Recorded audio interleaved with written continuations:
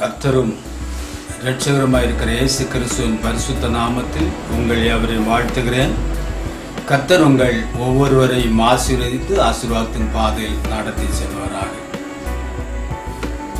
தேவனுடைய அருமையான ஜனமே, இப்பொழுது இலங்கையை சார்ந்த ஒரு சகோதரர் வேதாகமத்தை குறித்த பாடம் எடுக்கிறார். அவர் எடுக்கிற இந்த பாடத்தில் இருக்கிற தவறுகளை சற்று நாம் இன்று ஆராய்ந்து பார்க்க போகிறோம். அவைகளை ஆராய்ந்து எது சரி எது தவறு என்று அறிந்து உணர்ந்து வேத சத்தியத்தை ஏற்றுக்கொண்டு கர்த்தருடைய வருகைக்காக ஆயத்தமாகுங்கள். தொடர்ந்து பாருங்கள். இயேசுவின் நாமத்திலே உங்கள் அனைவரையும் வாழ்த்தி மற்றும் ஒரு யூடியூப் வேதாகம கல்லூரியின் பாடம் ஒன்றுக்கு வரவேற்கிறேன். இந்த பாடத்தினுடைய பெயர் என்ன தெரியுமா? கிறிஸ்தவ மூல உபதேசங்கள், கிறிஸ்டியன் டாக்ட்ரின்ஸ். இன்று நாம் படிக்க போகின்ற இந்த கிறிஸ்தவ மூல உபதேசங்கள் இருக்கின்றனவே, இவைதான் ஒரு கிறிஸ்தவனுக்குரிய அடிப்படை மூல உபதேசங்கள். இந்த உபதேசங்களுக்குள் எதையும் திணிக்கவும் முடியாது, இந்த உபதேசங்களில் இருந்து எதையும் அகற்றவும் முடியாது. இவ்வாறாக கிறிஸ்தவ மூல உபதேசங்கள் 16 இருக்கின்றன.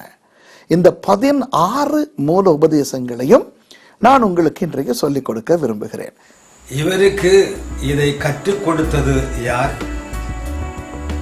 இவர் யாரை பின்பற்றுகிறார் என்பதை குறித்து நாம் சிந்திக்க வேண்டியது அவசியமாக இருக்கிறது. மூல உபதேசங்களில் ஒன்றையேனும் நம்பவில்லை, ஏற்றுக்கொள்ளவில்லை என்று ஒரு ஊழியனோ, ஒரு விசுவாசியோ, ஒரு சபையோ, ஒரு கிறிஸ்தவ ஸ்தாபனமோ, ஒரு கிறிஸ்தவ வேதாகம கல்லூரியோ சொன்னால் அப்பொழுது அவர்கள் கள்ள உபதேசகர்கள் என்ற பட்டியலிலே சேர்க்கப்பட வேண்டும். இதை கூறுகிற இவர் அந்த பட்டியலில் வரப்போகிறார். பாருங்கள். கிறிஸ்தவர்களுடைய முதலாவது மூல உபதேசம் பரிசுத்த வேதாகமம்.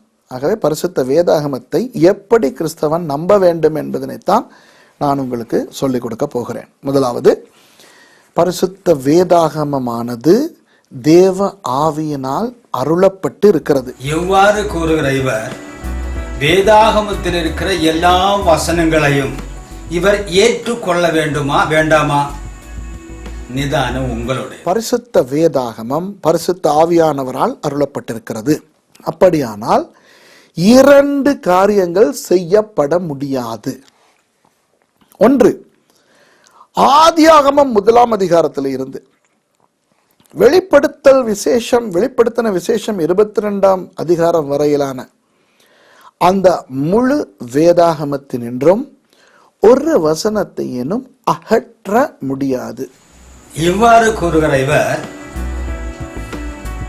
அப்போஸ்தலர் நடபடிகள் 2ஆம் அதிகாரம் 37 முதல் 43 வரை அல்லது 47 வரை உள்ள வசனங்களை இவர் மறுதலிக்கிறாரு. அப்போஸ்தலர் நடபடிகள் 8ஆம் அதிகாரம் 12 முதல் 17 வரை உள்ள வசனங்களை இவர் மறுதலிக்கிறாரு. அப்போஸ்தலர் நடவடிக்கைகள் 10ஆம் அதிகாரம் 42 முதல் 48 வரை உள்ள வசனங்களை இவர் மறுதலிக்கிறாரு.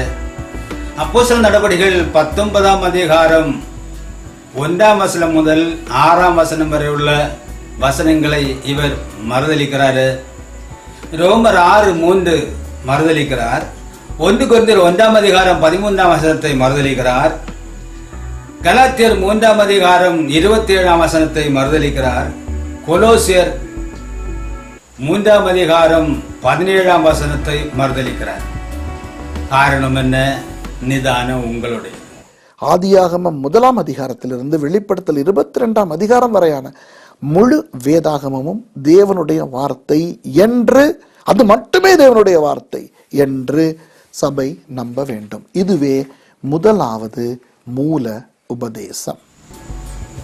அதை கூறுகிற இவரே நம்பவில்லையே, ஏராளம் வசனங்களை புறக்கணிக்கிறாரு. காரணம் என்ன? நிதானம் உங்களுடைய. தேவன் என்று சொல்லும் பொழுது சபை நம்ப வேண்டியது என்ன இதை நான் உங்களுக்கு சொல்லிக் கொடுக்க விரும்புகிறேன். தேவன் என்கின்ற இந்த இரண்டாவது மூலோபதேசத்திலே கிறிஸ்தவர்கள் நம்ப வேண்டியது என்ன? நமக்கு ஒரே தேவன் உண்டு, ஒரு தெய்வம் தான் உண்டு. 3 தெய்வங்களோ பல தெய்வங்களோ கிடையாது, ஒரே தேவன் தான் உண்டு. ஆனால் அந்த ஒரே தேவன் திரித்துவமாக காணப்படுகிறார். இந்த திரித்துவம் என்ற பதம் ஆங்கிலத்திலே ட்ரினிட்டி என்று சொல்வார்கள். இந்த பதம் வேதத்திலே காணப்படவில்லை என்பது உண்மை. இந்த பதத்தை அறிமுகப்படுத்தியவர் ஹிப்போ என்ற பிரதேசத்தை சேர்ந்த ஆகஸ்டின் என்று சொல்லுகின்ற ஒரு சபை பெரியவர், சபை தந்தை, சபை சரித்திர காலத்திலே வந்த ஒருவர். கவனியுங்கள், திருத்துவம் என்ற பதத்தை முதலாக உபயோகித்தவர் அகஸ்டின் என்று சொல்லுகிற ஒரு மனிதன் என்று சொல்லுகிறார். ஆனால் திரித்துவம் என்ற சொல் இல்லாவிட்டாலும் திரித்துவம் வேதத்திலே ஆதியாகமம் முதல் வெளிப்படுத்தல் வரை காணப்படுகிறது. ஆகவே ஆதியாகமம் முதலாவது அதிகாரத்தையும் முதலாவது அதிகாரத்தின் 1, 2 வசனங்களை பார்த்தாலே ஆதியிலே தேவன் வானத்தையும் பூமியும் சிருஷ்டித்தார் என்று தேவன் என்று இருக்கிறது. பூமியானது ஒழுங்கின்மையும் வெறுமையுமாய் இருந்தது, ஆழத்தின் மேல் இருள் இருந்தது, தேவனுடைய ஆவியானவர் ஜலத்தின் மேல் அசைவாடி கொண்டிருந்தார் என்று ஆவியானவரை பெற்றிருக்கிறது. 3வது வசனத்தை பார்த்தால் தேவன் வெளிச்சம் உண்டாக கடவது என்றார் என்று சொல்லும் பொழுது தேவனுடைய வார்த்தையானவர் அங்கே காணப்படுகிறார். இதுதான் திருத்துவ தேவனா? அருமையானவர்களே, இயேசு கிறிஸ்து இந்த உலகத்தில் இருந்த பொழுது யோவான் 4ஆம் அதிகாரம் 24ஆம் வசனத்தை வாசித்து பார்த்தால் தேவன் ஆவியாக இருக்கிறார் என்று சொன்னார். அப்படியானால் தேவன் எப்படி இருக்கிறார்? ஆவியாக இருக்கிறார். அதே விஷயம் 1ஆம் அதிகாரம் 1ஆம் வசனத்தை வாசித்து பார்த்தால் தேவன் வானத்தையும் பூமியும் உண்டாக்கினார் என்று நாம் வாசிக்கிறோம். புதிய ஏற்பாட்டில் பார்க்கும்போது அந்த தேவன் யார்? இயேசு கிறிஸ்து. யோவான் 1ஆம் அதிகாரம் 10ஆம் வசனத்தில் இவர் உலகத்தில் இருந்தார், உலகம் இவர் மூலம் உண்டாயிற்று, உலகமோ இவரை அறியவில்லை. அதே போல கொலோசியர் 1ஆம் அதிகாரம் 15ஆம் வசனத்தில் இவர் அதர்சனமான தேவனுடைய தற்சுரூபமும் சர்வ சிருஷ்டிக்கு முந்தின பேருமானவர். அப்படியானால் வானம் பூமி இவைகள் எல்லாம் உண்டாவதற்கு முன்னமே தம்மை வெளிப்படுத்தி வானம் பூமி சகலத்தையும் உண்டாக்கினார், இவருக்கென்றும் இவரை கொண்டும் உண்டாக்கப்பட்டது என்று எழுதியிருக்கிறது. யாரை குறித்து? மரியாளுடைய மகனாக பிறந்த இயேசு கிறிஸ்துவை குறித்து. அப்படியானால் இந்த இயேசு கிறிஸ்து யார்? அவர்தான் சிருஷ்டிகர். ஆவியின் தன்மையில் அவர் அகில உலகத்தை நிரப்புகிறவர். எரேமியா 23ஆம் அதிகாரம் 23, 24 வசனங்கள் அதை சொல்லுகிறது. அப்படி இருக்க அந்த தேவன் முதலாவது தம்மை வெளிப்படுத்துகிறார், ஒரு ரூபத்தை எடுக்கிறார், அந்த ரூபத்தை கொண்டுதான் சகலத்தை உண்டாக்குகிறார். இது வேதாகமம் நம்மை படிப்பிக்கிற ஒரு பாடம். ஆதியிலே வார்த்தை இருந்து அந்த வார்த்தை தேவனாக இருந்தது. ரோமர் 9:5 மரியாளிடத்தில் மனிதனாக பிறந்த இந்த இயேசுவார் இவரை என்றென்றைக்கு ஸ்தோத்திரிக்கப்பட்ட சர்வத்திற்கும் மேலான, என்றென்றும் ஸ்தோத்திரத்துக்கு பாத்திராயிருக்கிற சர்வத்துக்கும் மேலான தேவன் என்று சொல்லுகிறார். அப்படியான இந்த இயேசு யார்? நாம் அதை அறிந்திருக்க வேண்டும். அடுத்தது சொல்லுகிறார், தேவனுடைய வார்த்தையினால் எல்லாம் உண்டாக்கப்பட்டது. அவர் வார்த்தையாக இருந்தவர். இதற்கு அடிஸ்தானமாக எடுப்பது யோவான் 1ஆம் அதிகாரம் 1ஆம் வசனம். ஆதியிலே வார்த்தை இருந்து அந்த வார்த்தை தேவனிடத்தில் இருந்து அந்த வார்த்தை தேவனாக இருந்தது. ஆதியிலே வார்த்தை இருந்ததா? தேவன் இருந்தாரா? எந்த வார்த்தை? ஆதியாகமம் புஸ்தகம் 3ஆம் அதிகாரம் 15ஆம் வசனத்தில் இவர் பிசாசின் தலையை நசுக்க வருவார் என்று சொல்லி இருக்கிறது. கலாத்தியர் 4:4 பார்த்தால் ஸ்திரீயிடத்தில் பிறந்தவராக இவர் வருகிறார். உபாகமம் 18ஆம் அதிகாரம் 18ஆம் வசனம் 19ஆம் வசனம் என்ன சொல்லுகிறது? மோசே சொல்லுகிறார், என்னை போல ஒரு தீர்க்கதரிசி நாட்களில் எழும்ப பண்ணுவார், அவருக்கு செவி கொடுப்பீர்களாக. அவர் என் நாமத்தில், தேவன் சொல்லுகிறது, என் நாமத்தில் அவர் சொல்லும் என் வார்த்தைகளுக்கு செவி கொடாதவனை நான் தண்டிப்பேன். அப்படியானால் அங்கே இந்த இயேசு எந்த நாமத்தில் வருகிறார்? தேவனுடைய நாமத்தில் வருகிறார். அந்த வார்த்தை யாருடையது? நான் பேசுகிற இந்த வார்த்தைகள் என்னுடைய அல்ல, பிதாவுடைய சொன்னார். அப்படியானால் பிதாவின் நாமத்தில் வந்தவர் யார்? தீர்க்கதரிசியாக மோசேயின் ஸ்தானத்தில் வந்தவர் யார்? எந்த நாமத்தில் வந்தார்? இயேசுவின் நாமம் யாருடையது? நாம் நிதானித்து அறிய வேண்டிய அவசியமாயிருக்கிறது. மட்டுமல்ல, அந்த ஏசாயா எழுதி வைத்திருக்கிறார், ஒரு பாலகன் பிறந்தார், வார்த்தையாக இருக்கிறது, வெளிவரவில்லை. அந்த வார்த்தை கிறிஸ்து என்ற சரீரத்தில் நிறைவேறுகிறது. ஒரு கன்னியை கற்புவதியாய் குமாரனை பெறுவாள், வார்த்தையாக இருக்கிறது, இயேசு என்ற சரீரத்தில் நிறைவேறுகிறது. அவர் சிலுவையில் நிற்பார், வார்த்தையாக இருக்கிறது, இங்கே கிறிஸ்து என்ற சரீரத்தில் அது நிறைவேறுகிறது. இவருக்கு முன்பாக யோவான் வருவார். ஏசாயா 40ஆம் அதிகாரத்தில் எழுதி வைத்திருக்கிறது, இவருக்கு முன்பாக வந்து இவருக்கு வழியை செவ்வாய்ப்படுத்தினார் யோவான். இவரை குத்துவார்கள், வார்த்தையாக இருக்கிறது. சகரியா புஸ்தகம் 10ஆம் அதிகாரம் 12ஆம் அதிகாரம் 10ஆம் வசனத்தில் குத்தினார்கள், வார்த்தையாக இருந்தது, அது நிறைவேறும். இவர் யூதா கோத்திரத்தில் பிறப்பார், எப்ராத்தா என்னப்பட்ட பெத்லெகேமில் பிறப்பார். மீக 5:2 வார்த்தையாக இருக்கிறது, இங்கே யூதருக்கு ராஜாவாக அவர் பிறந்தார் பெத்லெகேமில். இவனமாக ஏராளம் காரியங்கள் அங்கே தீர்க்க தரிசனமாக எழுதி வைத்திருக்கிறது. அந்த வார்த்தை நிறைவேறாமல் வார்த்தையாக தேவனிடத்தில் இருந்தது. அது தீர்க்கதரிசிகள் மூலம் பேச வைத்து வார்த்தையாக வைக்கப்பட்டிருந்தது. அந்த வார்த்தை இங்கே நிறைவேறுகிறது. நான் தீர்க்க தரிசனத்தையோ நியாயப்பிரமாணத்தையோ அழிப்பதற்கல்ல, அவைகளை நிறைவேற்ற வந்தேன். ஆமா, இந்த தீர்க்க தரிசனத்தில் பேசினது யார்? இயேசு கிறிஸ்து தான். இங்கு மனிதனாக வந்தவர் தான் பேசினார். அந்த 1 பேதுரு புத்தகம் 1ஆம் அதிகாரம் 10-12 வசனத்தில் பார்க்கும் பொழுது நமக்கு உண்டாயிருக்கிற இந்த கிருபையை குறித்து தீர்க்க தரிசனம் சொன்ன தீர்க்க தரிசிகள் கருத்தாய் ஆராய்ந்து பரிசோதனை பண்ணார்கள். அப்பொழுது தீர்க்க தரிசிகளுக்குள்ள இருந்த கிறிஸ்துவின் ஆவியானவர், அப்படியான கிறிஸ்து என்றென்றைக்கு சோதரிக்கப்பட்ட சர்வத்திற்கு மேலான தேவன். ஆமா, தேவனுடைய ஆவியானவர். ஆதியாகமம் புத்தகம் 1ஆம் அதிகாரம் 2ஆம் வசனத்தில் தேவனுடைய ஆவியானவர் சொன்னார். தேவன் வேறு, தேவனுடைய ஆவியானவர் வேறா? யார் இந்த தேவனுடைய ஆவியானவர்? எண்ணாகமம் புத்தகம் 11ஆம் அதிகாரத்தில் மோசே கேட்கிறார். மோசேக்கு இந்த ஜனங்களை வழிநடத்த முடியவில்லை, இந்த ஜனங்கள் முறுமுறுக்கிறார்கள், அப்பொழுது என்னை கொன்று போடும் என்று சொல்லுகிறார். நான் இந்த ஜனங்களை நொந்து பெற்றேனோ? என்னை ஒரு பிள்ளையை எடுத்து சுமந்து செல்வது போல நீ சுமந்து செல்ல என்று சொன்னீரே, இவர்கள் முரட்டாட்டம் பிடிக்கிறார்கள், என்னை கொண்டு போடும் என்று சொல்கிறார். அது அந்த எண்ணாகமம் 11ஆம் அதிகாரம் 16ஆம் வசனத்தில் நீ இந்த மூப்பரில் 70 பேரை கூட்டி நிறுத்து, உன்மேல் இருக்கிற அதே ஆவியை நான் அவர்களுக்குள்ளும் வைப்பேன், நீ தனியாக சுமக்காமல் அந்த 71 பேராக சுமையுங்கள் என்று சொல்கிறார். எண்ணாகமம் புத்தகம் 11ஆம் அதிகாரம் 25ஆம் வசனத்தில் கர்த்தருடைய ஆவியானவர் அங்கே அவர்கள் மேல் இறங்குகிறார். அவர்கள் தீர்க்க தரிசனம் பேசுகிறார்கள். யோசுவா இதை பார்த்து விட்டு சொல்லுகிறார், இவர்கள் தீர்க்க தரிசனம் பேசுகிறார்கள், அந்நிய பாஷைகளை பேசுகிறார்கள், இவர்களை ஒதுங்கி இருக்க சொல்லும் என்று. 29ஆம் வசனத்தில் தேவனுடைய தாசனாகிய தேவனுடைய ஊழியக்காரனாகிய மோசே சொல்லுகிறார், கர்த்தர் எல்லார் மேலும் தம்முடைய ஆவியை இறங்க பண்ணினார். கர்த்தர் யார்? கர்த்தர் 2 Corinthians 4:5 பவுல் அப்போஸ்தலன் தேவனுடைய உள்ளத்தில் இருக்கிற தேவனுடைய ஆலோசனையில் இருக்கிற ரகசியங்களை கொண்டு வந்த பவுல் சொல்கிறார், நாங்கள் எங்களை பிரசங்கியாமல் கிறிஸ்துவை கர்த்தர் என்றும், நாங்களோ உங்கள் நிமித்தம் இயேசு கிறிஸ்துவின் ஊழியக்காரர் என்றும் பிரசங்கிக்கிறோம் என்று சொல்கிறார். அப்படியானால் யார் கர்த்தர்?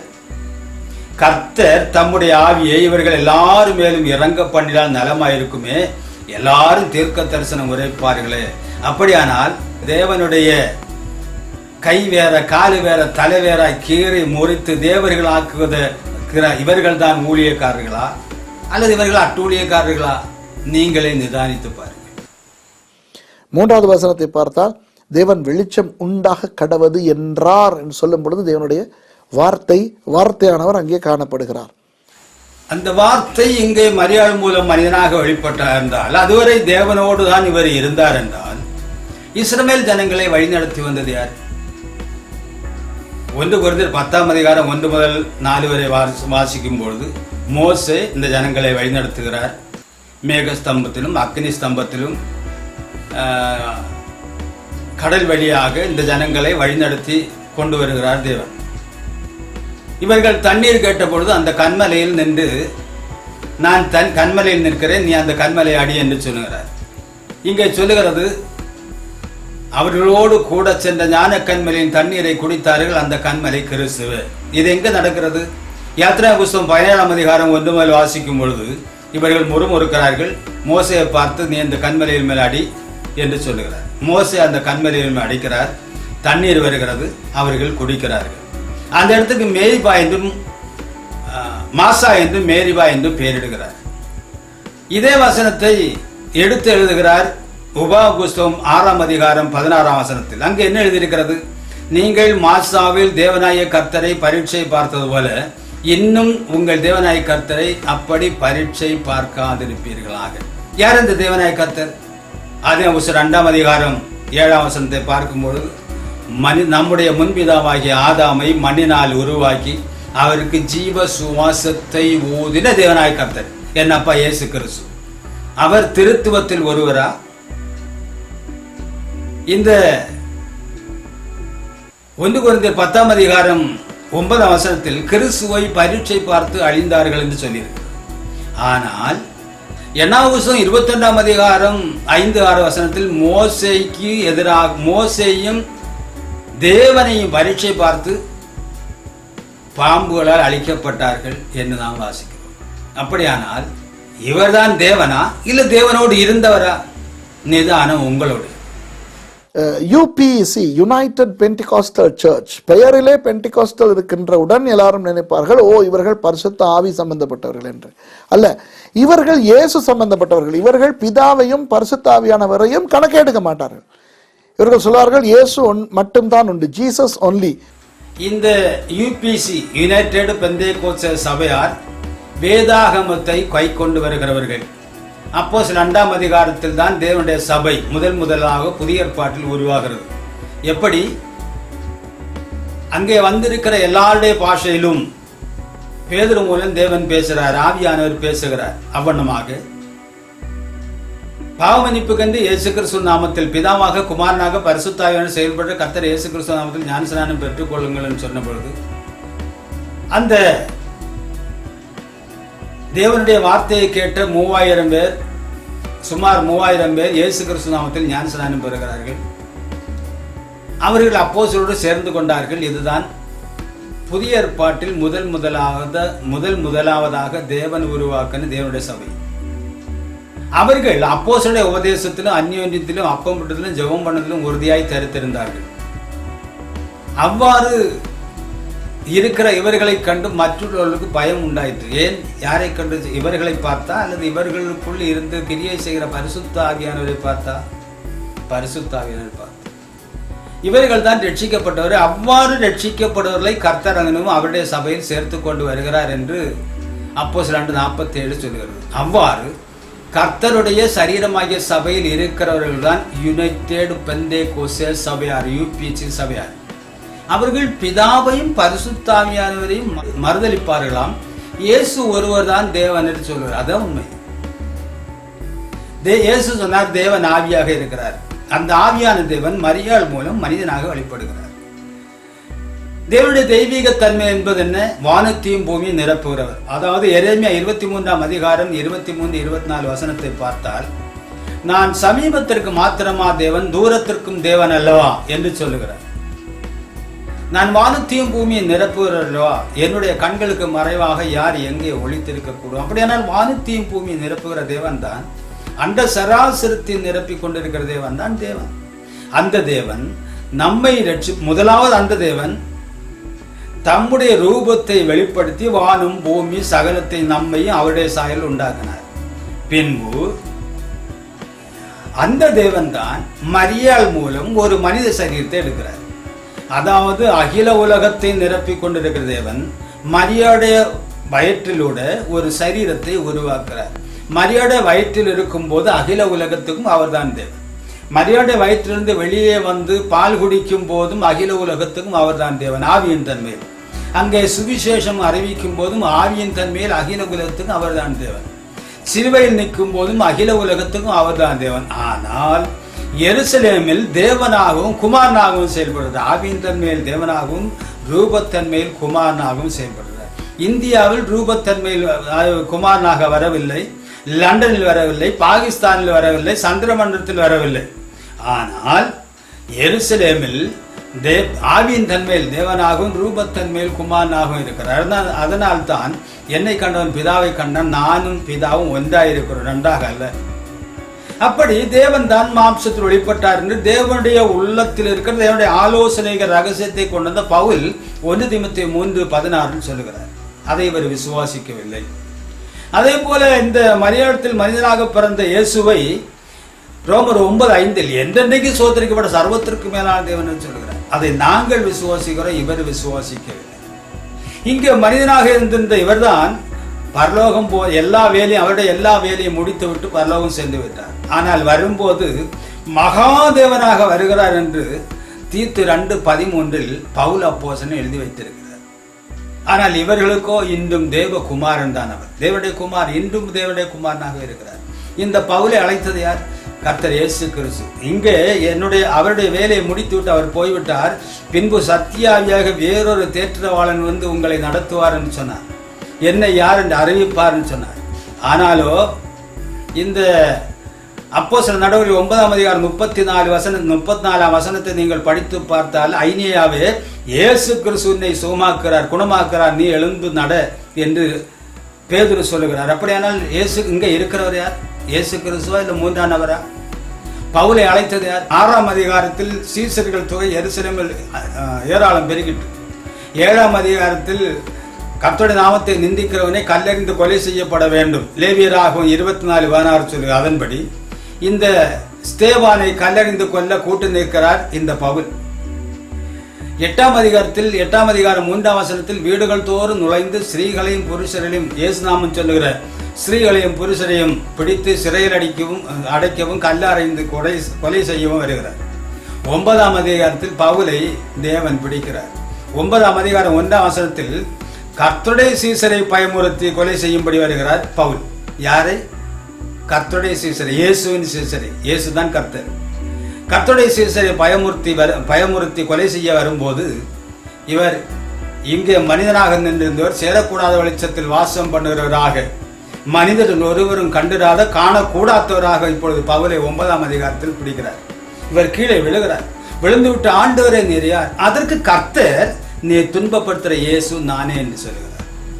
முள்ளில் உதைப்பது உனக்கு கடினமா இருக்குமோ? நீ துன்பப்படுத்துகிற இயேசு நானே. அப்படியானால் சீசர்களில் இருந்த ஆவியானவர் யார்? சீசர்களில் இருந்து இயங்குகிற கர்த்தர் யார்? இயேசு கிறிஸ்து. அப்படியானால் இவர் தான் மூன்றாம் நபரா? இந்த இயேசு கிறிஸ்து தான் மூன்றாம் நபரா? அப்போஸ்தலர் நடவடிக்கைகள் 18ஆம் அதிகாரம் 8 பார்க்கும் பொழுது ஜெப ஆலய தலைவனாகிய கிறிஸ்துவுக்கும் வீட்டாருக்கும் ஞானஸ்நானத்தை கொடுக்கிறார். உடனே சொல்லுகிறார், இந்த கொரிந்து பட்டணத்தில் எனக்கு அநேக ஜனங்கள் உண்டு, ஒருவன் உன்மேல் கை போடுவதில்லை, நான் உன்னோடு கூட இருக்கிறேன் கர்த்தர் இயேசு சொல்லுகிறார். அப்படியானால் பவுலோடு கூட இருந்தது யார்? மூன்றாம் நபரா அல்லது இயேசுவா?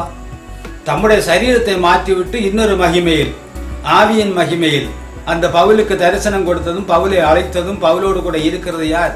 நிதானம் உங்களுடையது. 23ஆம் அதிகாரம் 11ஆம் வசனத்தில் இவர் கட்டுண்டவராக இருக்கிறார். அன்று ராத்திரியிலே கர்த்தர் பவுல் நின்று, நீ எருசலேமிலே என்னை குறித்து சாட்சி கொடுத்தது போல ரோமாபுரியிலும் போய் சாட்சி கொடு என்று சொல்கிறார். 1 தீமோத்தேயு புஸ்தகம் 1ஆம் அதிகாரம் 12ஆம் வசனத்தில் என்னை பலப்படுத்துகிற கர்த்தரா இயேசு கிறிஸ்து என்று சொல்கிறார். அப்படியானால் இந்த பவுல் அடி வாங்கும் போதும், பவுல் ஜெயிலில் கிடக்கும் போதும், பவுல் பட்டினி கிடக்கும் போதும் இந்த பவுலை பலப்படுத்தி கொண்டு வந்தது யார்? அவருக்கே கனம், துதி, மகிமை, ஸ்தோத்திரம் உண்டாவதாக என்று சொல்கிறார்.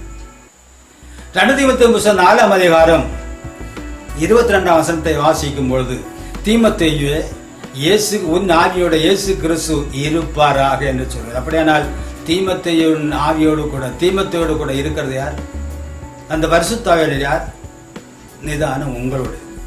பிலிப்பியர் 4ஆம் அதிகாரம் 13ஆம் வசனத்தில் என்னை பலப்படுத்துகிற கிறிஸ்துவினாலே எல்லாவற்றையும் செய்ய எனக்கு பலன் உண்டு என்று சொல்கிறார். அப்படியானால் பவுலோடு கூட இருந்தவர் யார்? பவுலை பலப்படுத்தினவர் யார்? நிதானம் உங்களுடைய.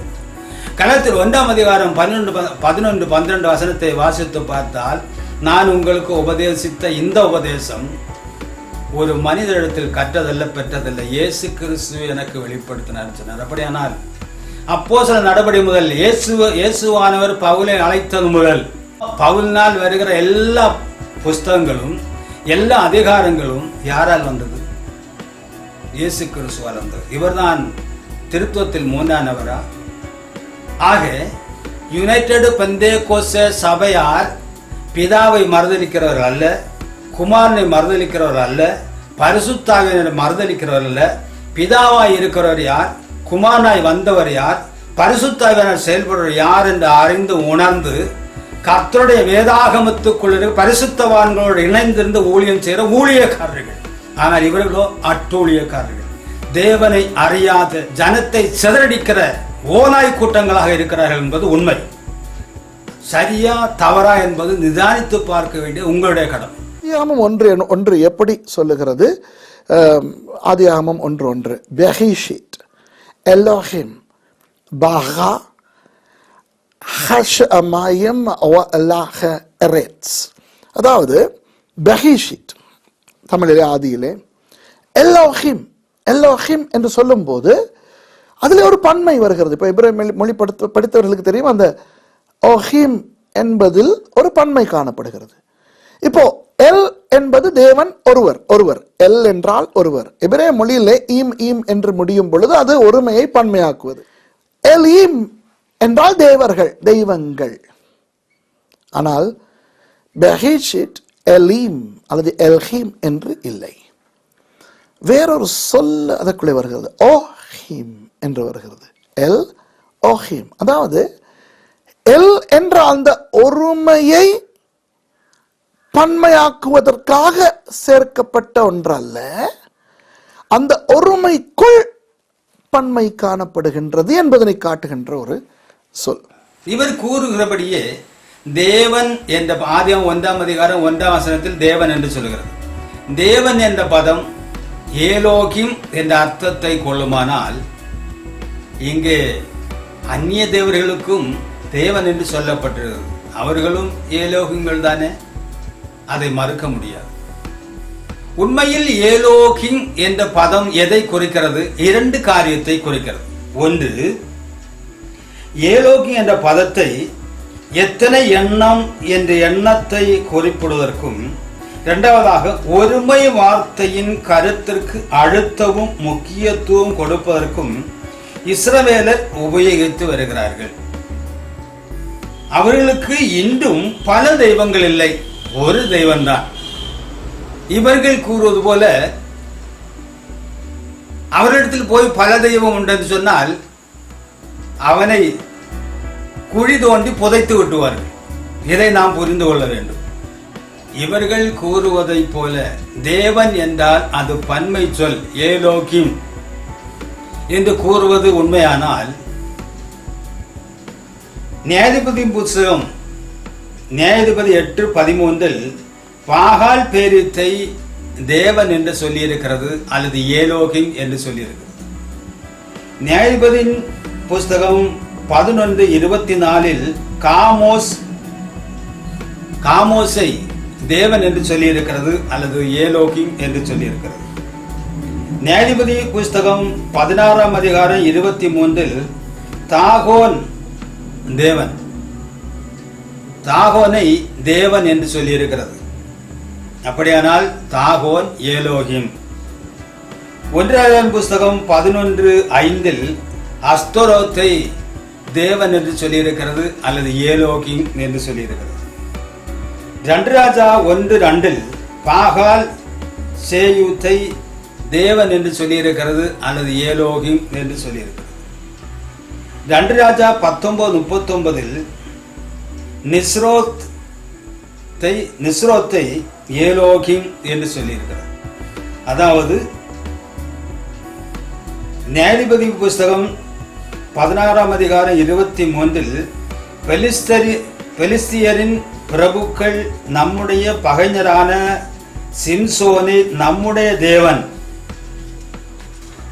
நம்முடைய கையில் ஒப்பு கொடுத்தார் என்று சொல்லி தங்கள் தேவனாகிய தாகோனுக்கு அல்லது ஏலோகிமுக்கு ஒரு பெரிய பலி செலுத்தவும் சந்தோஷம் கொண்டாடவும் கூடி வந்தார்கள் என்று எழுதியிருக்கிறது.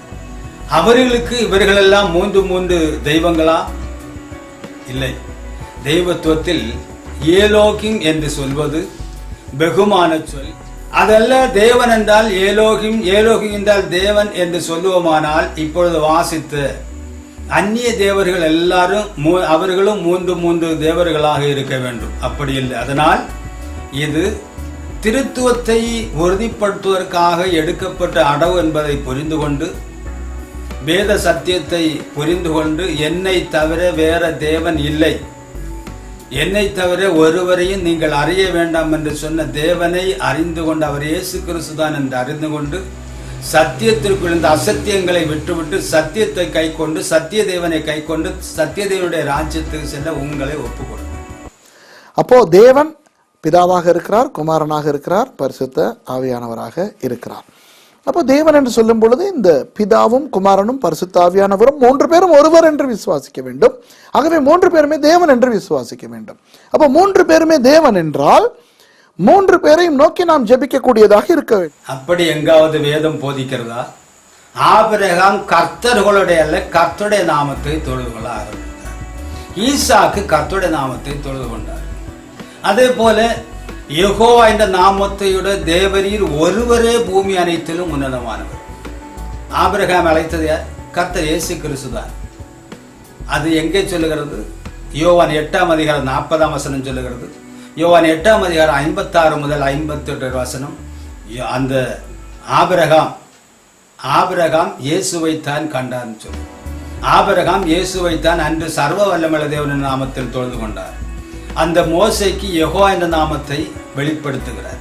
அந்த மோசையின் காலம் முதல் யெகோவா என்ற நாமத்தில் கர்த்தரை தொழுது கொள்ள ஆரம்பித்தார்கள். 3 நபரை தொழுவதற்கு வேதம் அனுமதிக்கிறதா? அப்போஸ்தலனாகிய பவுல் இயேசுநாமம் சொல்லுகிற ஜனங்களை சிறைபிடிக்க வருகிறார். அப்பொழுது இவர் கண்ணு பீசாய் கீழே விழுகிறார். அனனியா சொல்லுகிறார், அனனியாவை கூப்பிடுகிறார். அனனியாவை, நீ போய் உன் பரிசுத்த அலங்காரம் உள்ள கையை அவன் சிரசில் வை என்று. அப்பொழுது அவனுடைய கண்கள் திறக்கப்படும் என்று சொன்னார். அதற்கு அனனியா சொல்லுகிறார், கர்த்தாவே, இயேசுவே, இங்கே உம்முடைய நாமத்தை தொழுது வந்த அனைவரும் கட்டும்படிக்கு வந்திருக்கிறார். அப்படியானால் இந்த நாமத்தை தொழுதார்கள்.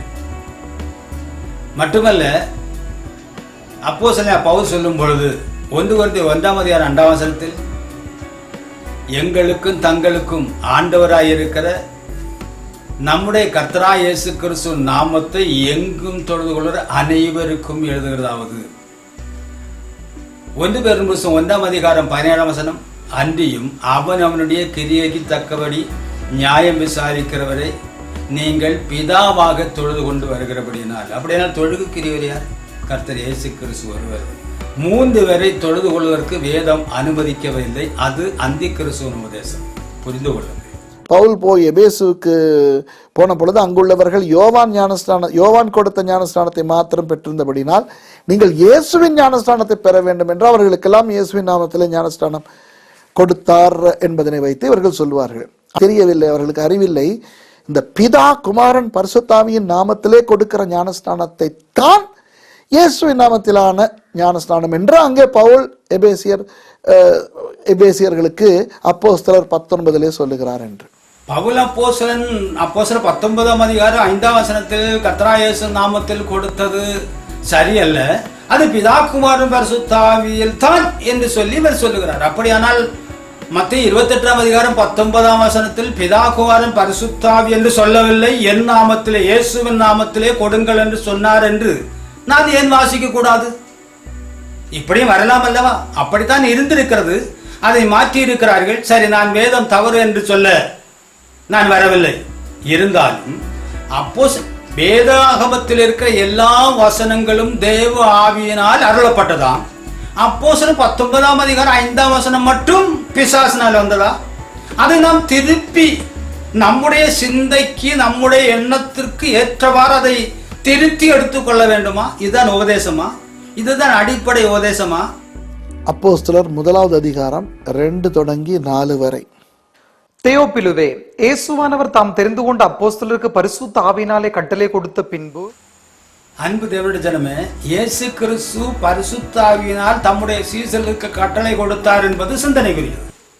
அவர் எடுத்துக்கொள்ளப்பட்ட நாள் வரைக்கும் செய்யவும் உபதேசிக்கவும் தொடங்கின எல்லாவற்றையும் குறித்து முதலாம் பிரபந்தத்தை உண்டு பண்ணினேன்.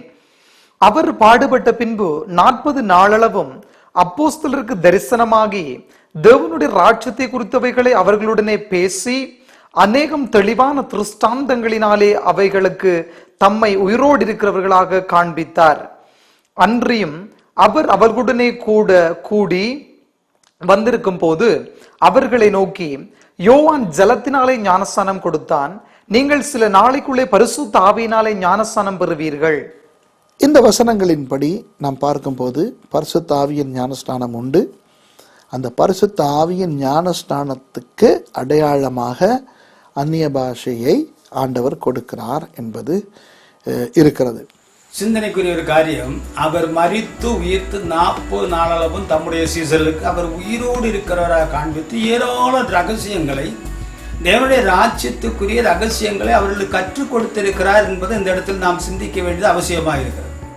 இனி மூல உபதேசம் 10, முழுமையான பரிசுத்தமாக்கப்படுதல் அல்லது படிமுறை பரிசுத்தமாக்கப்படுதல்.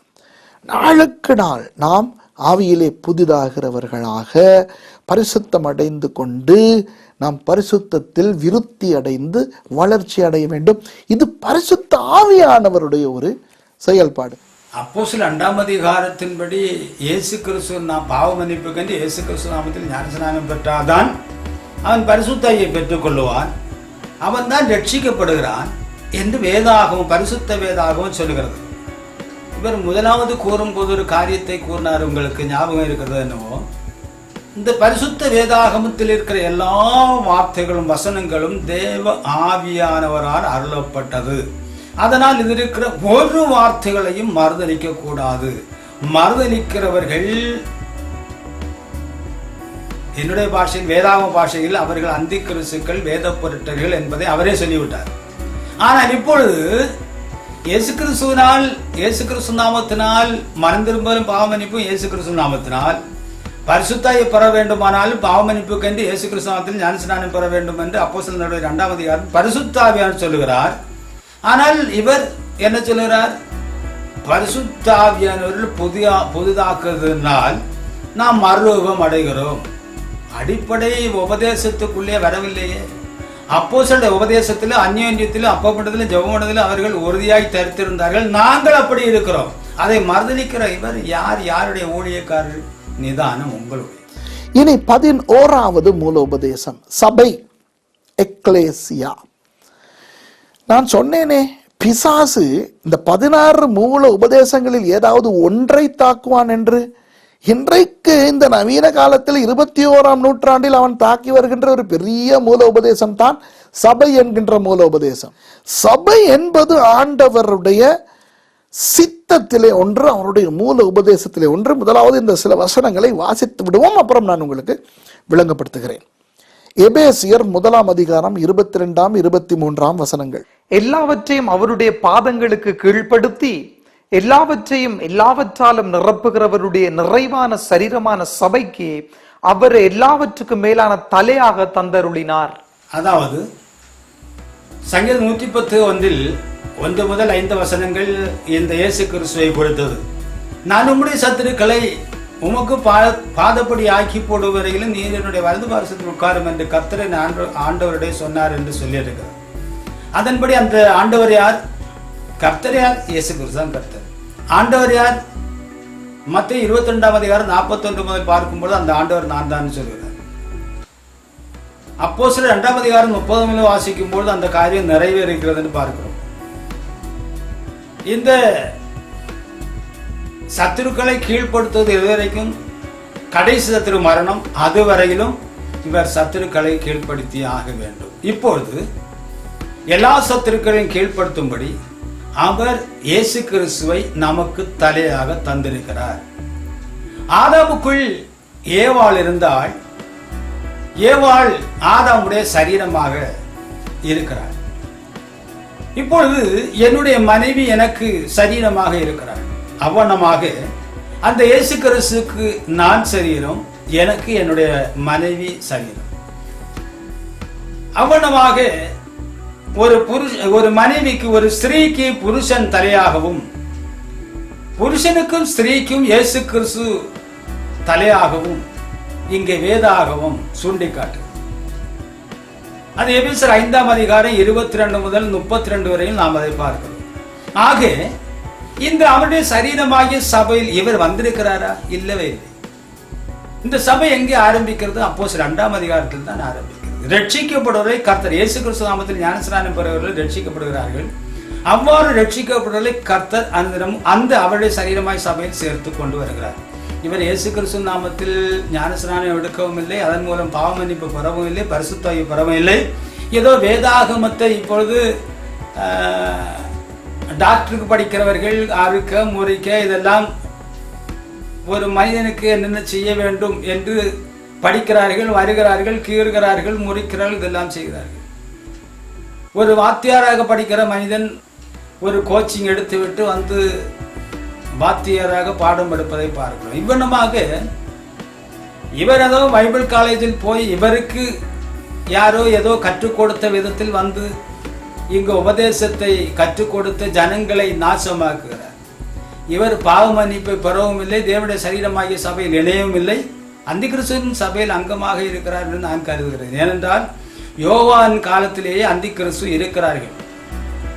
அநேக அந்தி கிறிஸ்துகள் இப்பொழுதும் இருக்கிறார்கள். யோவான் 2:18 சொல்லுகிறார். யார் அந்தி கிறிஸ்து? மாம்சத்தில் வந்த இயேசு கிறிஸ்துவை கர்த்தர் என்றும் தேவன் என்றும் சர்வத்திற்கு மேலான தேவன் என்றும் அவரே நம்மை வழிநடத்துகிறார் என்றும் அறிக்கை பண்ணாத எல்லாரும் அந்தி கிறிஸ்துவும் வஞ்சகனும் தான். அதில் சேர்ந்தவர் தான் இவர் என்பதை நான் விசுவாசிக்கிறேன். நீங்கள் நிதானித்துக் கொள்ளுங்கள். எபேசியர் 2ஆம் அதிகாரம் 22ஆம் வசனம். அவர் மேல் நீங்களும் ஆவியினாலே தேவனுடைய வாசஸ்தலமாக கூட்டி கட்டப்பட்டு வருகிறீர்கள். அதாவது மேடான வழியாக எபேசுக்கு செல்லுகிறார்.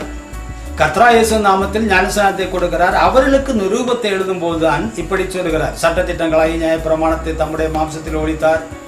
முன்னே நீங்கள் பாவத்திலும் அக்கிரமத்திலும் மரித்திருந்தீர்கள். எபேசுவில் வந்து நான் தேவனுடைய வார்த்தைகளை பிரசங்கித்த பொழுது அதை நீங்கள் ஏற்றுக்கொண்டீர்கள். நீங்கள் அதுவரை விக்கிரகாராதிகளாக இருந்தீர்கள் என்று சொல்லி அவர்களுக்குத்தான் சொல்லுகிறார். முன்னே நீங்கள் அந்நியரும் பரதேசிகளுமாய் இருந்தீர்கள், தேவனற்றவர்களாய் இருந்தீர்கள். நீங்கள் இப்பொழுது சிலுவையில் அவர் சிந்தின இரத்தத்தினால் நியாயப்பிரமாணம் கொடுக்கப்பட்ட தேவனுடைய சொந்த சனமாகிய இஸ்ரவேல் ஜனங்களையும் உங்களையும் அவர் தம்முடைய இரத்தம் சிந்தினால் உங்களை தேவனுக்கு ஒப்புரவாக்கினார். இருதிரத்தாரம் ஒன்றானீர்கள். அவ்வளவாக இயேசு கிறிஸ்துவாகி மூலைக்கல்லின் மேல் இயேசு கிறிஸ்துவின் நாமத்தில் ஞானஸ்நானம் பெற்று தீர்க்கதரிசிகள் அப்போஸ்தலராகிய அவர்கள் இடப்பட்ட அந்த அஸ்திபாரத்தின் மேல் கூட்டு கட்டப்பட்டிருக்கிறீர்கள். நீங்கள் ஒவ்வொரு கல்லுகளும் மாளிகையாக எழும்பி அவர் மேல் கட்டப்பட்டு தேவனுடைய பிள்ளைகளாக தேவனுடைய ராஜ்யத்துக்கு சொந்தக்காரர்களாக மாறுகிறீர்கள் என்று சொல்கிறார். இதை இவர் வாசிக்க கூட உரிமை பெறாதவர். இவர் எப்படி வாசிக்கலாம்? இவர் எங்கே இருக்கிறார்? அந்த உபதேசத்தை மறுதலிக்கிறவர் அல்ல இவர் அப்படியானால் யாருடைய ஆள் என்பதை நிதானிக்க வேண்டியது உங்களுடைய கடமை. நிதானித்து பாருங்கள். டேவிட் லிட்ஸ்மான் என்று சொல்லி ஒரு கள்ள உபதேசகர், ஜெர்மனியிலே இருந்து வந்தவர். அவருடைய புத்தகங்கள் எல்லாம் இன்றைக்கு ஐரோப்பிய அமெரிக்க நாடுகளிலே பிரபல்யம் அடைந்து வருகின்றன. ஏனென்றால் அவர் சொல்லுவார், சபை என்றால் நாம் we are the church, நாம் தானே சபை. ஆகவே சபை ஏன் சபைக்கு போக வேண்டும்? why should go church? why should church go to church? சபை ஏன் சபைக்கு போக வேண்டும்? நீ தான் சபை. எங்கே 2 அல்லது 3 பேர் என்னுடைய நாமத்திலே கூடியிருக்கிறீர்களோ அதுதான் சபை. இல்லை, இயேசு ஒரு நாளும் அப்படி சொல்லவில்லை. இயேசு சொன்னார், எங்கே 2 அல்லது 3 பேர் என்னுடைய நாமத்தின் நிமித்தம் கூடியிருக்கிறீர்களோ அங்கே அவர்கள் நடுவிலே நான் வருவேன். வருவேன் என்று சொல்லவில்லை, இருக்கிறவராக இருக்கிறவர் இருக்கிறார் என்று தான் சொன்னார். 2 3 பேர் நாமத்திலே, பிதாகுமாரன் பரிசுத்தாய் என்ற நாமத்திலே அல்ல, 2 3 பேர் என் நாமத்திலே எங்கே கூடிவர்கள் அங்கே நான் இருக்கிறேன் சொன்னார். வருவேன் சொல்லவில்லை. அதே பெரிய தவறு. யூடியூப்ல இருக்கின்றது அன்பானவர்களே. பிதாவின் ஆலயம், குமாரனின் ஆலயம், பரிசுத்தாவியானவரின் ஆலயம் என்று நான் தேவனுடைய ஆலயங்கள் என்ற தலைப்பிலே பேசியிருக்கிறேன். தேவன் பவுல் அப்போஸ்தலன் மூலம் சொல்லுகிறார் 1 Corinthians 3:16 நாம் தேவனுடைய ஆலயமாக இருக்கிறோம் என்று. அதே நேரத்தில் 1 கொரிந்தியர் 6:19 நாம் பரிசுத்த ஆவியுடைய ஆலயம் என்று சொல்லப்பட்டிருக்கிறது. நாம் தேவனுடைய ஆலயமா, பரிசுத்த ஆவியுடைய ஆலயமா? ஆலயம் என்றால் என்ன? இந்த யாத்திரா புஸ்தகம் 1ஆம் அதிகாரத்தில் கர்த்தர் மோசே அழைக்கிறார். தூதனானவராக தேவன் மோசே அழைக்கிறார். அழைத்து நான் ஆபிரகாமின் தேவன், ஈசாக்கின் தேவன், யாக்கோவின் தேவனும் என்று சொல்கிறார். பின்பு 25ஆம் அதிகாரத்தில் எனக்கு ஒரு பரிசுத்த ஸ்தலத்தை உண்டாக்குவீர்களாக என்று சொல்கிறார். யாத்திராம் அதிகாரம் 25:8 முதல் 10 வரை. அங்கே நான் இருந்து உங்களுக்கு கற்பிக்க வேண்டியதெல்லாம் கற்பிப்பேன் என்று 21-22 வசனத்தில் சொல்லுகிறார். 25ஆம் வசனத்தில் நான் உனக்கு காண்பித்த மாதிரியே நீ அதை ஆசரிப்பு கூடாரத்தை உண்டாக்கு என்று சொல்கிறார். எண்ணாபுசம் 7ஆம் அதிகாரம் 89 இந்த மோசே தேவனோடு பேசும்படி ஆசரிப்பு கூடாரத்துக்குள் போவார். அப்போது கேருபீன்கள் மத்தியிலிருந்து தேவன் மோசையோடு பேசுவார், மோசே கேட்பார் என்று சொல்லப்பட்டிருக்கிறது. பின்பு ஆலயம் வந்த பொழுது ஆலயத்தில் அந்த உடன்படிக்கை பெட்டியை சியோனில் இருந்து, தாவீது நகரத்திலிருந்து உடன்படிக்கை பெட்டியை கொண்டு வந்து அந்த தேவாலயத்தில் வைக்கிறார்கள். கர்த்தர் தேவாலயத்திலிருந்து அங்கே பேச ஆரம்பிக்கிறார். பின்பு அவரே ஆலயமாக வருகிறார். ஏன்? அகில உலகத்தில் உள்ள ஜனங்களும் எருசலேமில் போய் தேவனை அந்த ஆலயத்தில் தொழுது கொள்ள முடியாது. அகில உலகத்தில் உள்ள ஜனங்கள் என்னை நோக்கி தொழுது கொள்ள வேண்டும் என்று சொல்லி அவரே ஆலயமாக வருகிறார். இந்த ஆலயத்தை இடித்து போடுங்கள், நான் 3 நாளைக்குள்ள இந்த சரீரத்தை எழுப்புவேன், ஆலயமாகி இந்த சரீரத்தை எழுப்புவேன் என்று யோவான் 2ஆம் அதிகாரம் 18 முதல் 22 அவர் சொன்னதை நாம் பார்க்கிறோம். அவனமாக இன்று அவர் தொழுகைக்குரிய ஆலயமாக இருக்கிறார். எங்கே? வெளிப்படுத்தல் 21ஆம் அதிகாரம் 22 நான் அங்கே தேவாலயத்தை காணவில்லை, கர்த்தர் மாட்டுக்குட்டியுமானவரே தொழுகைக்குரிய ஆலயமாக இருக்கிறார் என்று நாம் வாசிக்கிறோம். அவனமாக நாம் அவரை தொழுது கொள்ள, அவருடைய ஆசீர்வாதத்தை பெற்றுக் கொள்வதற்கு தேவன் ஒரு வழியை வகுத்திருக்கிறார். பின்பு 2ஆவதாக நாம் தெரிந்து கொள்ள வேண்டியது, ரூபமுள்ளவராக மோசைக்கு தரிசனம் கொடுத்தவர் உடன்படிக்கை பெட்டிக்குள் இருந்தார், அந்த ஆலயத்துக்குள் இருந்து பேசினார். இப்பொழுது நம்மை ஆலயமாக்கி நமக்குள் இருந்து மோசை மூலம் பேசினது போல, பவுலப்போஸ்தலன் மூலம் பவுலப்போஸ்தலனுக்குள் இருந்து பேசினது போல நம்மை ஆலயமாக்கி நமக்குள் இருந்து பேசுகிறார். சபை என்பது மிக மிக முக்கியம். நாம் அனைவரும் ஒரு சபையில் அங்கத்தவர்களாய் இருக்க வேண்டும். அந்த சபை எது என்பதுதான் கேள்வி.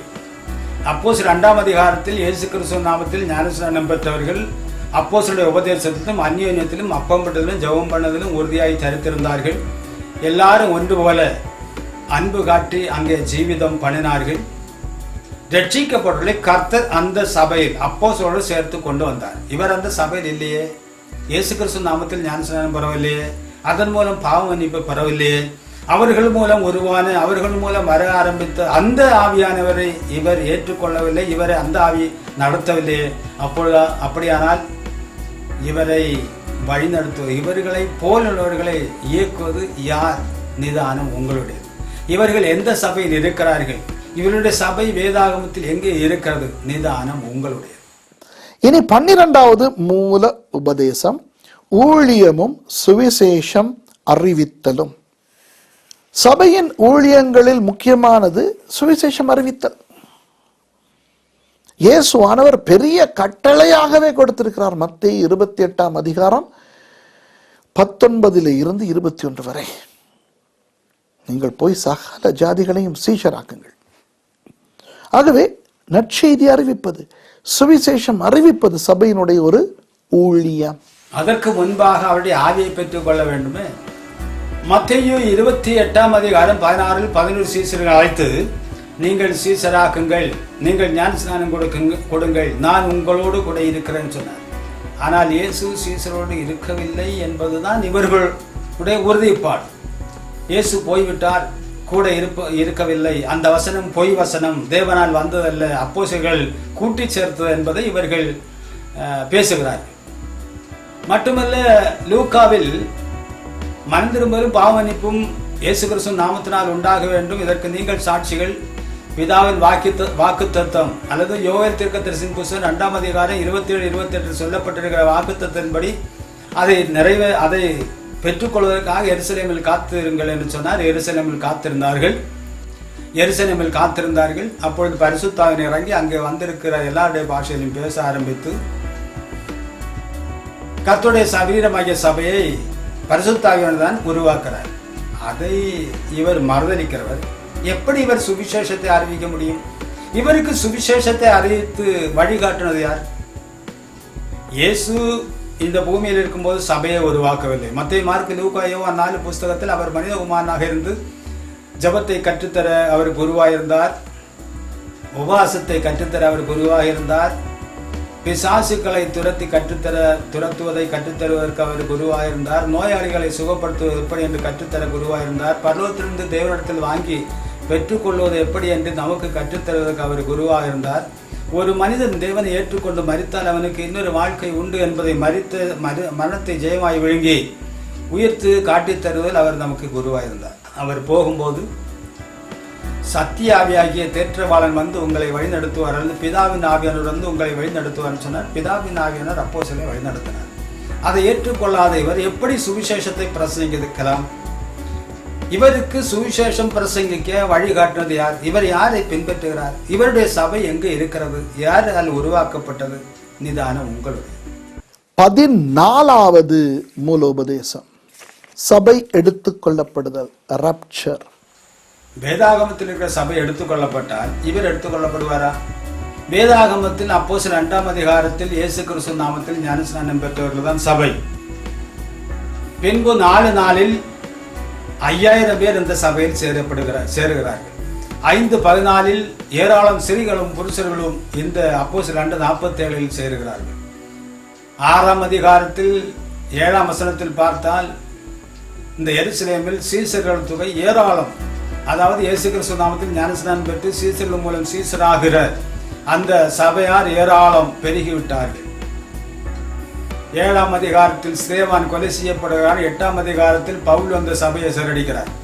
அதில் பிலிப்பு என்பவர் சமாரியாவுக்கு போகிறார். அவர் அங்கே சென்று இயேசு கிறிஸ்து நாமத்திற்கும் தேவனுடைய ராஜ்யத்திற்கும் ஏற்றங்களை குறித்து பிரசங்கிக்கிறார். அங்கே கர்த்தராகிய இயேசு நாமத்தில் அவர்கள் ஞானஸ்நானத்தை பெறுகிறார்கள். பேதுருவும் யோவானும் வந்து அவர்கள் மேல் கரத்தை வைத்து பரிசுத்தாயும் பெற்றுக் கொள்கிறார்கள். அந்த ஞானஸ்நானம் தவறு என்றால் பரிசுத்தாயின் இறங்குவாரா? அவர்கள் அந்த அப்போஸ்தலர் 2ஆம் அதிகாரம் 47 இருக்கிற சபையில் இணைகிறார்கள். வேதாகமத்தில் இருக்க எல்லாருக்கும் தலைமை சபை எருசலேமில் இருக்கிற சபை தான். அங்குதான் எல்லாம் சேர வேண்டும். பின்பு பார்க்கும் பொழுது 10ஆம் அதிகாரத்தில் அந்த கொர்நேலியும் குடும்பமும் கர்த்தராகிய இயேசு நாமத்தில் ஞானஸ்நானம் பெற்று அந்த அப்போஸ்தலர் 2:47 இருக்கிற சபையில் இருக்கிறார். பின்பு பார்க்கும் பொழுது 11ஆம் அதிகாரம் 20-24 ஏராளம் ஜனங்கள் அந்த சபையில் சேருகிறார்கள். கர்த்தருடைய வார்த்தையை கேட்டு ஞானஸ்நானம் பெற்று அப்போஸ்தலர் 2:47 சேருகிறார்கள். பின்பு பார்க்கும்போது 16ஆம் அதிகாரத்தில் லீதியாளும் குடும்பமும் ஜெயில் காவலாளியும் குடும்பமும் கர்த்தராகிய இயேசு நாமத்தில் பவுல் மூலம் ஞானஸ்நானம் பெற்று அந்த அப்போஸ்தலர் 2ஆம் அதிகாரம் 47 இருக்கிற சபையில் இணைகிறார்கள். அந்த சபையாரோடு இணைகிறார்கள். பின்பு 18ஆம் அதிகாரத்தில் ஜெபாலய தலைவனாய் கிறிஸ்புவும் வீட்டாரும் அவனமாக கொரிந்தியில் உள்ள அநேகரும் அந்த சபையில் அப்போஸ்தலர் 2:47 இருக்கிற சபையில் சேருகிறார்கள். 19ஆம் அதிகாரத்தில் எபேசியரும் கர்த்தராகிய இயேசு நாமத்தில் ஞானஸ்நானம் பெற்று அந்த சபையாரோடு தான் சேருகிறார்கள். ரோமர் 6:3 படி கிறிஸ்துவுக்குள்ளாக ஞானஸ்நானத்தை பெற்று பவுல் கூட அப்படித்தான் அனனியா மூலம் ஞானஸ்நானம் பெற்றிருக்கிறார். எல்லாரும் அந்த எருசலேமில் 2ஆம் அதிகாரம் 47ஆம் வசனத்தில் இருக்கிற அந்த சபையில் தான் சேருகிறார்கள். அந்த சபையாரோடு சேருகிறார்கள். அந்த 1 கொரிந்தியர் 1:13 பார்க்கும் பொழுது சிலுவையில் அறையப்பட்ட இயேசு கிறிஸ்து நாமத்தினால் தான் இந்த கொரிந்தியரும் ஞானஸ்நானம் பெற்றிருக்கிறார். கலாத்தியர் 3:27 பார்க்கும் பொழுது ஞானஸ்நானத்தினால் பிதாக்குமாரன் பரிசுத்தாய் அல்ல, ஞானஸ்நானத்தால் கிறிஸ்துவை தரித்துக் கொள்கிறார்கள். கொலோசியர் 3:17 பார்க்கும்போது வார்த்தையினாலோ கிரியனாலோ எதை செய்தாலும் எல்லாம் கர்த்தராகிய இயேசு நாமத்தில் செய்கிறவர் தான் கொலோசியர். யார் அந்த கர்த்தருடைய வருகையில் போவார்கள்? கிறிஸ்துவுக்குள் மரித்தோர் முதலாவது எழும்புவார்கள். பின்பு உயிரோடு இருக்கிற நாமும் மறுரூபமாக்கப்பட்டு அவர்களோடு பரலோகத்துக்கு கர்த்தரிடத்துக்கு எடுத்துக்கொள்ளப்பட்டு என்றென்றைக்கும் அவரோடு கூட இருப்பார் என்று வாசிக்கிறோம். அப்படியானால் இந்த வேதாகமத்தில் இருக்கிறவர்களும் அவர்களை பின்பற்றி வருகிறவர்களும் கிறிஸ்துவுக்குள் மரித்து அடக்கம் பண்ணப்பட்டு அவரை நோக்கி அவருடைய ராஜ்யத்துக்கு தகுதிப்பட்டவர்கள் அங்கே போவார்களா? அந்த கூட்டத்தில் இவரும் போய் நிற்பாரா? இவரை போல் உள்ளவர்களுடைய உபதேசத்தை கேட்கிறவர்களும் அந்த கூட்டத்தில் நிற்க முடியுமா? நிதானம் உங்களுடைய. மரித்தோராகிய சிறியோரையும் பெரியோரையும் தேவனுக்கு முன்பாக நிற்க கண்டேன். அப்பொழுது புஸ்தகங்கள் திறக்கப்பட்டன. ஜீவ புஸ்தகம் என்னும் வேறொரு புஸ்தகமும் திறக்கப்பட்டது. அப்பொழுது அந்த புஸ்தகங்களில் எழுதப்பட்டவைகளின்படியே மரித்தோர் தங்கள் தங்கள் கிரியைகளுக்கு தக்கதாக நியாய தீர்ப்படைந்தார்கள். சமுத்திரம் தன்னில் உள்ள மரித்தோரை ஒப்புவித்தது. மரணமும் பாதாளமும் தங்களில் உள்ள மரித்தோர் ஒப்புவித்தன. யாவரும் தங்கள் தங்கள் கிரியைகளின் படியே நியாய தீர்ப்படைந்தார்கள். அப்பொழுது மரணமும் பாதாளமும் அக்கினி கடலிலே தள்ளப்பட்டன. இது இரண்டாம் மரணம். ஜீவ புஸ்தகத்தில் எழுதப்பட்டவனாக காணப்படாதவன் எவனோ அவன் அக்கினி கடலிலே தள்ளப்பட்டான். இந்த வசனங்களிலே பாருங்கள், இந்த அக்கினியும் கந்தகமும் எரிகின்ற கடல் நரகம் உண்டு. இந்த இப்போ அவன் சொல்லுகிறானே, நான் நரகத்துக்கு போய் வந்தேன். சவுத் ஆப்பிரிக்காவிலே ஒருத்தி நரகத்துக்கு போய் வந்தாள். பிரேசிலிலே அல்லது மெக்சிகோவிலே இருக்கின்ற ஒருவள் நரகத்துக்கு போய் வந்தாள். இதெல்லாம் பொய், நம்ப வேண்டாம்.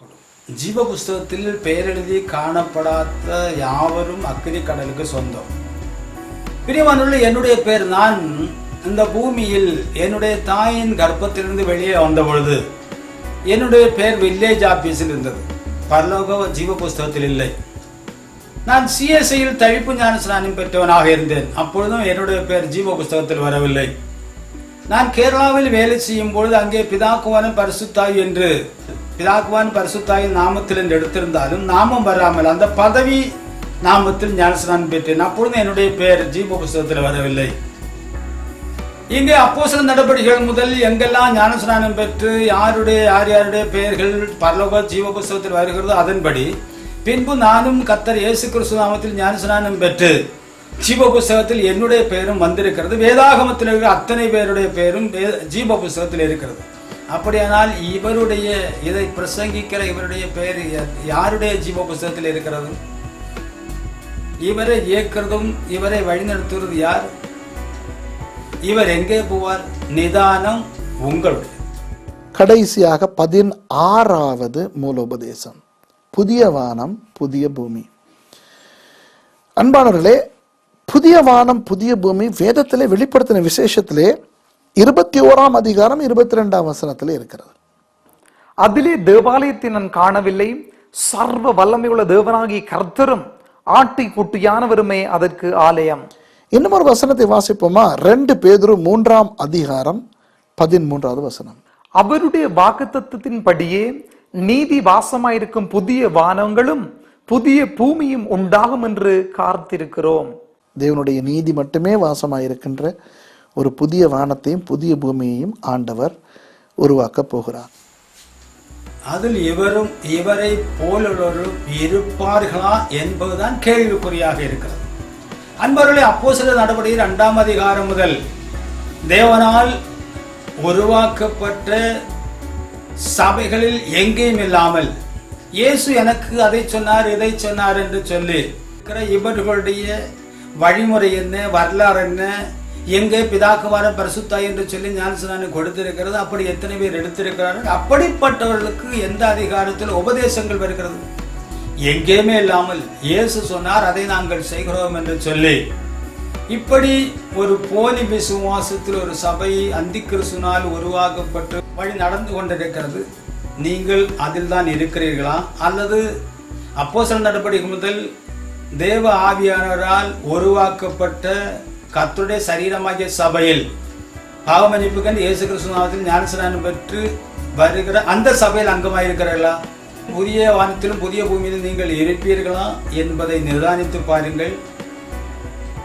நீங்கள் வருகிற வழி சரிதானா என்று நிதானித்து பாருங்கள். இல்லை என்றால் இப்போதே பாவமன்னிப்புக்கு இயேசு கிறிஸ்து நாமத்தில் ஞானஸ்நானத்தை பெற்று பரிசுத்தாயின் வரத்தை பெற்று அப்போஸ்தலர் 2ஆம் அதிகாரத்தில் இருக்கிற சபையில் இணைந்து கர்த்தர் வருகைக்கு ஆயத்தமாகுங்கள். கர்த்தர் உங்களை ஆசீர்வதிப்பாராக. ஆமென்.